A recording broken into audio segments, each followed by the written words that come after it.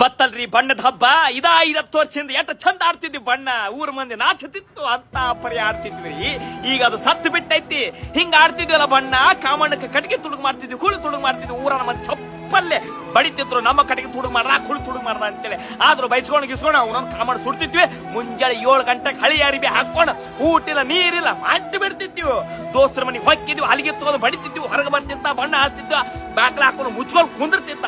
ಎಳ್ಕೊಂಬಂದು ಹೊಯ್ಕೊಂಬಂದು ಬಣ್ಣ ಹಚ್ಚಿ ಅಂಗಿ ಚಡ್ಡಿ ನಾವು ಹರಿದು ಎಳ್ಕೊಂಡು ಮತ್ತೊಬ್ಬನ ದೋಸ್ತರ ಮನೆಗೆ ಹೋಗಿ ಹಿಂಗ ಬಣ್ಣ ಆಡ್ತಿದ್ವಲ್ಲ. ಇಡೀ ಊರು ಮಂದಿ ಹೇಳ್ತಿತ್ರಿ ಆಡ್ದ್ರೆ ಹಿಂಗ ಆಡ್ಬೇಕು ಅವನವನು ಬಣ್ಣ ಅಂತ ಅನ್ನುವಂಥದ್ದು ಇತ್ತು.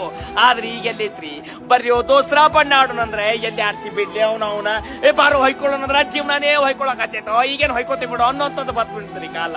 ಹಿಂಗಾದ್ರೆ ಹಂಗ ಅಯ್ಯೋ ಹಬ್ಬಗಳು ಬರೋ ಅಂತಂದ್ರೆ ಅದಕ್ಕ ಜೀವನದಾಗ ಮನುಷ್ಯಾಗ ಕಷ್ಟ ನಾವು ನೋವುಗಳು ಇದ್ದಿತ್ತ ಅದನ್ನ ಎಲ್ಲಾ ಮರ್ತು ಒಂದು ದಿನ ಖುಷಿಯಿಂದ ಇರ್ಲಾಕ ಇವು ಹಬ್ಬಗಳು ಮಾಡಿದ್ರಿ ಮೊದಲಿನ ಮಂದಿ. ಬರ್ರಿ ಅಂದ್ರ ನೆವ ಹೇಳತ್ರಿ. ಹಿಂಗಾದ್ರೆ ಹೆಂಗ್ರಿ ಇವು ಹಬ್ಬಗಳು ಮುಂದಿನ ಪೀಳಿಗೆ ಗೊತ್ತಾಗೋದು ಹೆಂಗ? ನಾವು ಬರೇ ಮೊಬೈಲ್ದಾಗ ತಿಕ್ಕೊತ್ ಹೋಗ್ಬಿಡ್ತಾರ. ಬರೇ ಮೊಬೈಲ್ದಾಗ ತೋರ್ಸೋಬೇಕಾಕೈತಿ ಮೊದಲ ಹಬ್ಬಗಳು ಹಿಂಗಿದ್ದು ಹಂಗಿದ್ದು. ಹಳಿಯ ನಾವ್ನ ಬರ್ಬೇಕಾದ ಜೋಶ ಮತ್ ಬಣ್ಣ ಆಡಬೇಕು, ಖುಷಿಯಿಂದ ಇರಬೇಕು. ಜೀವನದಾಗ ಇದ್ದಿದ್ದಾರೆ ಯಾರಿಗಿಲ್ಲ ಅವನ ತ್ರಾಸ. ಆ ದೇವ್ರಿಗೆ ಐತಿ ಹುಡ್ಸಿದ ದೇವ್ರಿಗೂ ಐತಿ ತ್ರಾಸ. ಯಾಕ್ರೆ ಮನುಷ್ಯಾಗ ಹುಡ್ಸಿನ ಅನ್ನೋದು ಅವನಿಗೂ ತಲೆಯಾಗ ಹೋಗಿರ್ತದ ತ್ರಾಸ. ಬೇಡ ಅವೆಲ್ಲ ಬಿಡು.